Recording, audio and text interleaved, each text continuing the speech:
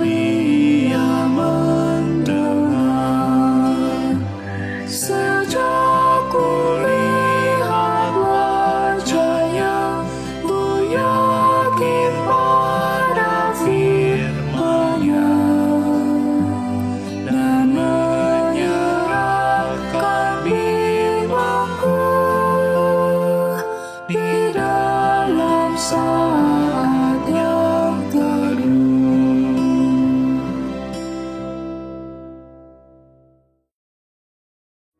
Mazmur 126 ayat 5-6. Orang-orang yang menabur dengan mencucurkan air mata akan menuai dengan bersorak-sorai. Orang yang berjalan maju dengan menangis sambil menabur benih pasti pulang dengan sorak-sorai sambil membawa berkas-berkasnya. Selamat pagi Bapak Ibu dan saudara-saudara sekalian yang dikasihi Kristus. Mari kita mulai persekutuan doa pagi ini dengan berdoa. Terpujilah Engkau ya Allah yang kami kenal di dalam dan melalui Kristus Yesus, Tuhan dan Juru Selamat kami manusia berdosa ini. Oleh pimpinan dan penyertaan-Mu kami boleh memasuki bulan terakhir dari tahun 2021. Tahun yang dipenuhi dengan berita COVID, dengan kekhawatiran manusia dengan wabah ini, dan dengan air mata para korban dan keluarga mereka. Di antara mereka ada keluarga kami, kerabat, dan kenalan kami, dan juga anggota jemaat Tuhan GKI Surya Utama, saudara sebangsa dan setanah air, serta sesama kami di belahan bumi ini. Tahun ini menjadi tahun penuh dengan air mata kesedihan, keterkejutan, dan kehilangan. Kami berduka Tuhan, seraya bertanya dalam hati, mengapa Tuhan? Kami bersyukur ya Tuhan bukan karena kami selamat dari COVID semata-mata, tetapi karena kami masih diperkenankan Tuhan ada di dunia ini, untuk bersama berjuang menghadirkan damai sejahtera di tengah hidup dan malapetaka dunia ini, untuk mewujudkan kemuliaan-Mu melalui kehidupan kami sehari lepas sehari, di mana ada kesempatan dan ada waktu yang Tuhan berikan untuk kami menjalani hidup dalam ketaatan dan kesetiaan kepada-Mu. Ya Tuhan, dalam Kristus Yesus, biarkanlah kami menjadi bermakna, hidup menjadi bermakna dalam karya-Mu di dunia ini. Sebab itu ya Tuhan, sapalah kami dalam kasih dan anugerah-Mu, untuk menguatkan, menghibur, serta mengarahkan setiap kesempatan yang Engkau berikan bagi kami untuk hadir di dunia ini, menjadi orang yang bermakna bagi Tuhan dan sesama, melalui refleksi akhir tahun, dalam pertobatan kami semua. Dalam nama Yesus Kristus, kami berdoa. Amin. Bapak, Ibu, dan saudara sekalian yang dikasihi oleh Kristus, tema kita hari ini berbunyi mengambil bagian dalam kodrat ilahi. Dan pembacaan Alkitab terambil dari 2 Petrus pasalnya yang pertama, ayat yang kedua sampai ayat yang ke-15, yang diberi judul panggilan dan pilihan Allah. Demikian bunyinya. Karena kuasa ilahinya telah menganugerahkan kepada kita segala sesuatu yang berguna untuk hidup yang saleh oleh pengenalan kita akan Dia, yang telah memanggil kita oleh kuasanya yang mulia dan ajaib. Dengan jalan itu Ia telah menganugerahkan kepada kita janji-janji yang berharga dan yang sangat besar, supaya olehnya kamu boleh mengambil bagian dalam kodrat ilahi dan luput dari hawa nafsu dunia yang membinasakan dunia ini. Justru karena itu kamu harus dengan sungguh-sungguh berusaha untuk menambahkan kepada imanmu kebajikan, dan kepada kebajikan pengetahuan, dan kepada pengetahuan penguasaan diri, kepada penguasaan diri ketekunan, dan kepada ketekunan kesalehan, dan kepada kesalehan kasih akan saudara-saudara, dan kepada kasih akan saudara-saudara, kasih akan semua orang. Sebab apabila semua itu ada padamu dengan berlimpah-limpah, kamu akan dibuatnya menjadi giat dan berhasil dalam pengenalanmu akan Kristus Yesus Tuhan kita.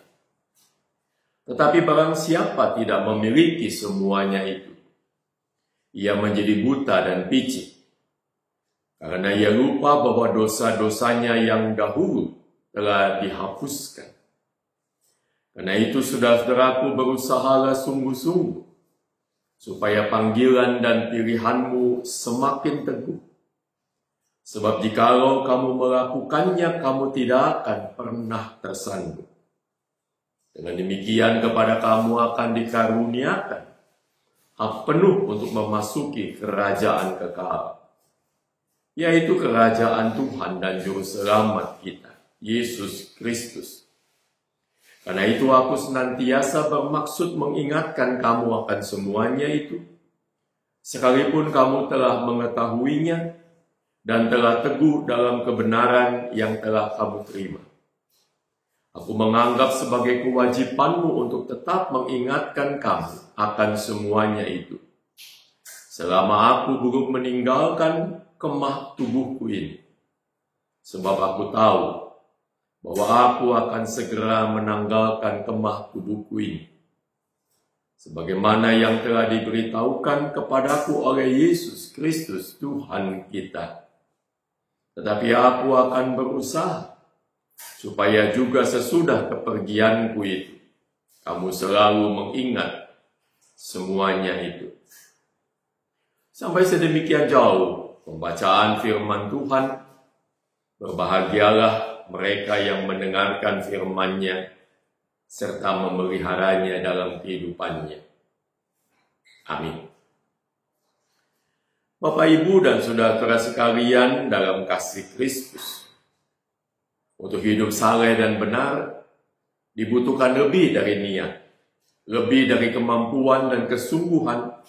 Sebab untuk mencapai hidup saleh dan benar, yang dalam pembacaan kita disebutkan sebagai berikut, mengambil bagian dalam kodrat ilahi, dan luput dari hawa nafsu duniawi yang membinasakan dunia. Ini artinya untuk mengikut Yesus tidak bisa asal-asal saja. Asal percaya saja tanpa perubahan dalam diri kita. Apalagi kalau kita tetap menjadi manusia duniawi, dengan karakter dunia yang penuh dengan dosa. Pembacaan kita dengan amat tegas dan jelas menyatakan bahwa mencapai hidup saleh dan benar dibutuhkan perubahan yang amat besar dari kita, yaitu mengambil bagian dalam kodrat ilahi dan lepas dari hawa nafsu dunia ini. Dan ini hanya bisa terjadi kalau kita sepenuhnya dikuasai dan dipimpin oleh Roh Kudus. Sebab hanya oleh penyertaan dan pimpinannya lah kita akan dimampukan untuk melakukannya. Firman Tuhan mengajarkan rumusan pada kita sekalian, katanya. Tambahkan iman dengan kebajikan, pengetahuan, penguasaan diri, ketekunan, kesalehan, dan kasih pada sesama. Jadi jangan salah. Konsep keselamatan itu adalah percaya kepada Kristus dan melakukan itu sebagai ekspresi beriman pada Kristus. Jadi kedua bagian ini menjadi satu kesatuan yang mengikat orang beriman dalam menjalani hidup ini. Rumusan yang salah adalah hanya percaya pada Kristus akan membawa kita kepada keselamatan. Dan pembacaan kita mengatakan bahwa kita harus mengambil bagian dalam kodrat ilahi dan lepas dari hawa nafsu duniawi. Pasti semua orang akan berkata, kalau begitu bagaimana kita akan selamat? Kalau sederhana saja, saya mengatakan bahwa yang dituntut di atas adalah hal-hal yang sebenarnya dan yang sepenuhnya bergantung pada diri manusia itu sendiri. Misalnya mulai dengan iman, yang adalah keyakinan diri. Lalu ditambah dengan kebajikan, pengetahuan, penguasaan diri. Itu kan soal apakah kita mau menaruh nilai-nilai kebajikan yang menguasai diri kita. Dan semua itu berasal dari pengetahuan dan penguasaan diri. Dan yang terutama adalah penyerahan diri pada Tuhan. Penyerahan diri ini adalah kata kunci dalam hal ini. Apakah kita mau diubahkan oleh Tuhan melalui kuasa Roh Kudus dengan menyerahkan diri pada Kristus dan menjalani perintahnya itu, atau tidak?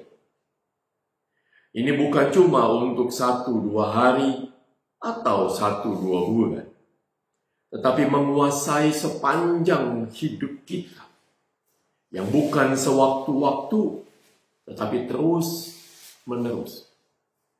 Sebagai bagian dari hidup beriman, kesalehan, kebajikan, di mana hidup terarah untuk menjadi berkat bagi sesama. Dengan cara menjadi teladan melalui hidup taat dan melaksanakan kehendak Allah. Hidup Kristiani, Bapak, Ibu, dan saudara sekalian, adalah hidup membangun kualitas diri. Memang ada kuasa Allah yang menolong, dan firman Tuhan yang mengatakan bahwa Dia menganugerahkan segala sesuatu untuk hidup saleh dan ambil bagian dalam kodrat ilahi dan luput dari hawa nafsu dunia. Jadi mengambil kodrat ilahi bukanlah bersifat menanti dan menunggu, melainkan berusaha membangun kualitas itu dalam diri kita, serta luput dari hawa nafsu dunia. Dengan cara bagaimana? Mengikut Yesus meladani setiap sikap dan caranya dalam menghadapi sesama manusia dan dunia. Bukan ikut dunia, tetapi membawa dunia ke hadirat Tuhan. Khususnya hal ini tercermin dalam sikap kasih, kepedulian, keteladanan, serta fokus. Ini barangkali mengapa hidup orang percaya kadang masih diliputi oleh egois, tidak mampu berempati dengan sesama, demikian juga kasih. Cuma menjadi ajaran Alkitab tetapi tidak menjadi jiwa raga kita orang percaya. Sebab semua ajaran itu melekat dalam ingatan, bukan dalam sikap dan perbuatan. Ada filosofi hidup yang harus berubah dalam diri kita. Bukan egoisme, tetapi kepedulian melihat kebutuhan orang lain. Dan bukan cuma kepentingan diri sendiri saja. Di mana ada pertengkaran? Di saat orang cuma melihat kepentingan dan kemauan diri sendiri yang harus didahulukan, tetapi tidak kepentingan orang lain. Bagaimana cara menolong orang yang nyaris tenggelam? Berdiri di pinggir kali lalu memberi perintah-perintah, cara-cara, kalau salah diomelin dan sebagainya. Bukan. Cuma satu cara sederhana, terjun dan menolong menyelamatkan tubuh dan jiwanya. Dan banyak orang Kristen menjadi Kristen cuma mulutnya saja, bukan keseluruhan dirinya, karakternya, pribadinya, dan karya hidupnya. Bapak, Ibu, dan saudara-saudara sekalian yang dikasihi oleh Kristus, Yesus adalah sosok pribadi yang menanggalkan keilahiannya dan menjadi manusia, menanggalkan akunya dan menjadi manusia yang biasa, melayani manusia yang berdosa, dan sampai di ujung, yaitu mati tersalib. Apakah ini akan terjadi kalau dia mempertahankan keilahiannya? Tidak. Sekali lagi tidak. Tidak akan. Tapi dia menanggalkan keilahiannya, menjadi manusia seperti kita. Ini adalah soal penyangkalan diri seorang manusia yang bernama Yesus. Dan sebagai manusia, Yesus melakukan apa yang mesti dilakukan oleh manusia yang benar. Siapa yang bisa melayani? Cuma satu orang, yaitu pelayan. Masuklah ke restoran dan bertemulah dengan mereka yang mudah disuruh macam-macam. Apakah itu ada di gereja? Biarlah kita sendiri yang menjawabnya. Bukan di atas pengamatan kita atas orang lain, tapi pengamatan atas diri sendiri. Kita menyebut diri sebagai orang Kristen yang percaya dan menjadi pengikut Kristus. Tentu praktisnya memang begitu. Tapi kadang jiwa pelayanan itu tidak melekat pada kita. Mengambil bagian dalam kodrat ilahi. Bagaimana caranya? Menurut Yesus cuma ada satu caranya. Mati tersalib. Bapak, Ibu, dan saudara-saudara sekalian bisa mencatat. Mati tersalib itu adalah mati di atas salah orang lain. Oh, kalau Anda disalahkan atas kesalahan orang lain, bisa-bisa Anda membalas dengan ucapan, "Maaf Pak, saya berhenti saja bekerja." Sebab Anda karyawan yang bisa disuruh kemana-mana. Dan terkadang tanpa ucapan terima kasih. Tetapi kalau dipersalahkan untuk suatu kesalahan yang rasanya tidak kita buat, langsung amarah sampai di kepala. Anda, kita semua adalah aktivis. Juga sama, kan melayani Tuhan. Walaupun yang menyuruh adalah manusia. Bukan Tuhan bersuara kepada kita. Tentu ini adalah sebuah contoh ekstrim. Di gereja jiwa kita terpenggal dalam struktur jabatan, tugas, posisi, dan sebagainya. Bukan pelayanan. Hidup kita juga begitu. Lalu karakter Kristiani. Bapak, Ibu, dan saudara-saudara sekalian, itu cuma ada di lembaran renungan. Bukan di lembaran kenyataan hidup. Jiwa kita terbelah. Kan itu wajar. Kalau dikatakan manusia itu munafik, Kristen, ya, di gereja. Maksudnya dalam ruangan ibadah dan dalam jam ibadah. Di luar, ya saya bos. Saya menyimpang sedikit. Bapak, Ibu, dan saudara-saudara sekalian yang dikasihi Kristus, seperti Yesus yang memberikan hidup buat manusia. Demikian juga murid-muridnya. Atau bahasa lain, Yesus melayani sesama manusia. Melayani sesama adalah kata kunci yang dapat dimaknai dengan kalimat melakukan sesuatu bagi sesama. Dan melayani itu mulai dengan penyangkalan diri. Bahwa diri kita bukan Tuhan yang harus dilayani. Yesus memanggil kita untuk melayani sesama. Dari mencuci kaki murid-murid, bersikap diam dan mengalah, sampai mati bagi manusia. Itu yang dilakukan oleh Tuhan Yesus bagi kita. Saudara-saudara yang dikasihi oleh Tuhan Yesus, saya amat sangat menyadari bahwa hal ini seakan-akan mustahil.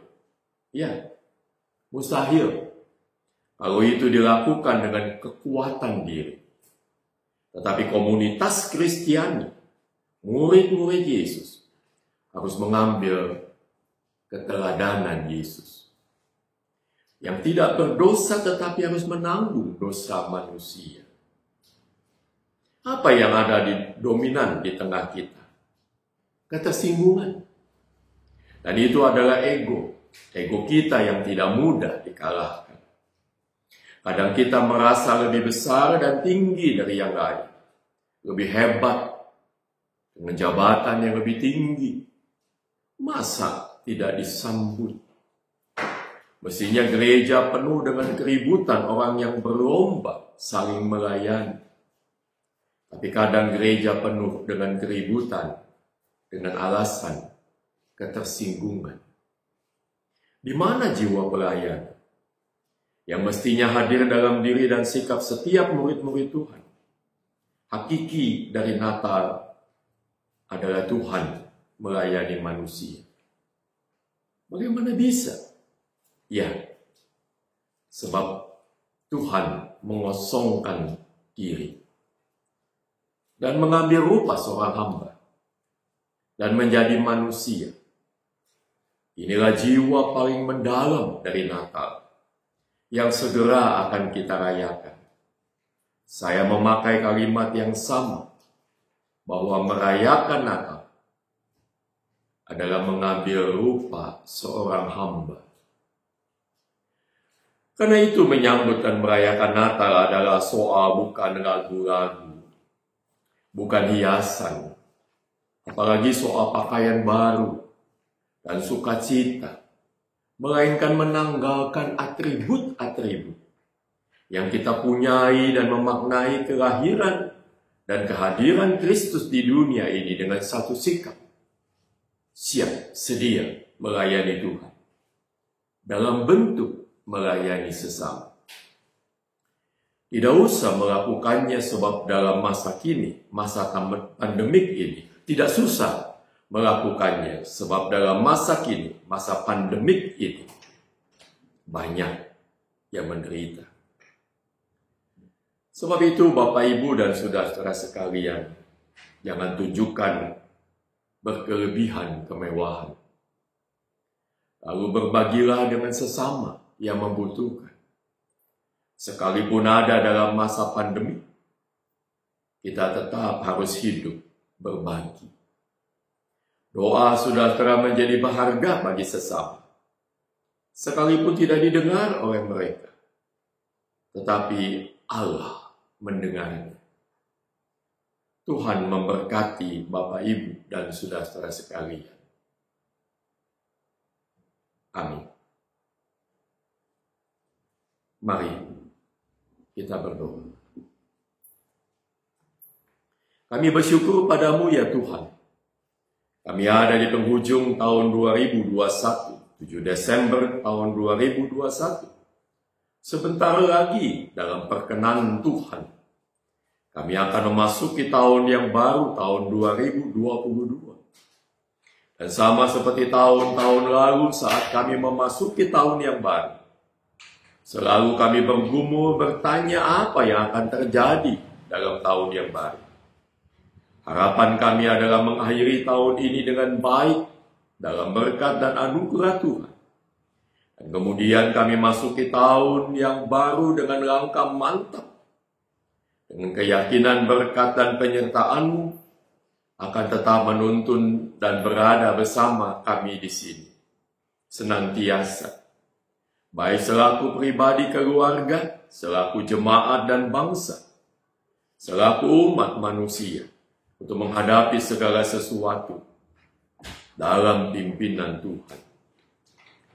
Di tahun yang akan berlalu ini ya Tuhan, kami sudah mengalami hal-hal pahit secara manusia. Kehilangan sanak keluarga karena COVID. Dan karena sakit. Juga karena masalah ekonomi yang menurun karena COVID. Tapi ya Tuhan, bawa kami agar selalu dapat bersyukur atas segalanya. Sebab kami sadar bahwa Tuhan berada di samping kami saat kami menghadapinya juga saat ini. Kami mohon ya Tuhan agar semua pengalaman pahit ini tidak menyurutkan langkah kami dalam tetap beriman kepadamu. Tetap setia kepadamu. Tetap tunduk kepadamu. Karena itu biarlah oleh anugerah-Mu kami mengubah semua pengalaman ini menjadi tonggak kasih setia Tuhan yang nyata dalam suka dan duka. Kami mohon agar kami merobek lembar demi lembar kalender 2021. Kami lakukan dengan hati yang beriman. Hari ini, bulan ini, dan tahun ini akan berlalu dalam kasih karunia dan berkat Tuhan. Berkat yang kami nikmati bukan semata-mata dalam kesukacitaan, tapi juga saat dalam kedukaan. Sebab hati dan mata kami bukan tertuju pada malapetaka, tapi pada tangan Tuhan yang nyata dalam tiap karya di tengah hidup kami. Hari lepas hari, di tahun 2021. Untuk itu ya Tuhan, terimalah ucapan syukur kami yang dalam. Keluar dari hati dan keyakinan bahwa sungguh Tuhan, tangan dan karya-Mu nyata dalam hidup kami. Kami berdoa bagi pemerintah dan penanganan COVID. Tangan Tuhan kiranya menyertai juga dalam tiap pergumulan dan persoalan global yang dihadapi manusia. Kasih Tuhan juga senantiasa menyertai setiap langkah pemerintah. Dalam hal ekonomi, kebijakan Tuhan karuniakan agar pemerintah dimampukan mengatasi dengan baik. Juga dalam menghadapi masa libur tahun, agar tidak membuat COVID semakin bertambah. Kami mau berdoa buat mereka yang sakit. Kasih karunia Tuhan kiranya melindungi mereka dalam proses pengobatan yang mereka jalani. Berikan hikmat dan kebijakan bagi setiap rakyat dalam menjaga diri terhadap COVID, menjalani protokol kesehatan, dan segala upaya dalam berjuang bersama mengatasi pandemi ini. Kami berdoa bagi pergumulan pribadi anggota jemaat. Kasih kuasa Tuhan kiranya menyertai mereka dan menguatkan mereka, sehingga mereka dimampukan mengatasi semua pergumulan mereka. Biarlah kami semua selalu sadar, ada tangan yang terulur bagi setiap orang yang mencari Tuhan dalam kesulitan mereka. Kami berdoa dalam nama Tuhan Yesus Kristus yang mengajar kami berdoa. Bapa kami yang di surga, dikuduskanlah nama-Mu, datanglah kerajaan-Mu, jadilah kehendak-Mu di bumi seperti di surga. Berikanlah kami pada hari ini makanan kami yang secukupnya, dan ampunilah kami akan kesalahan kami, seperti kami juga mengampuni mereka yang bersalah kepada kami. Dan janganlah membawa kami ke dalam pencobaan, tetapi lepaskanlah kami dari yang jahat. Karena Engkaulah yang mempunyai kerajaan, kuasa, dan kemuliaan sampai selama-lamanya. Amin. Selamat pagi Bapak Ibu dan saudara sekalian. Tuhan memberkati Bapak Ibu dan saudara sekalian. Amin.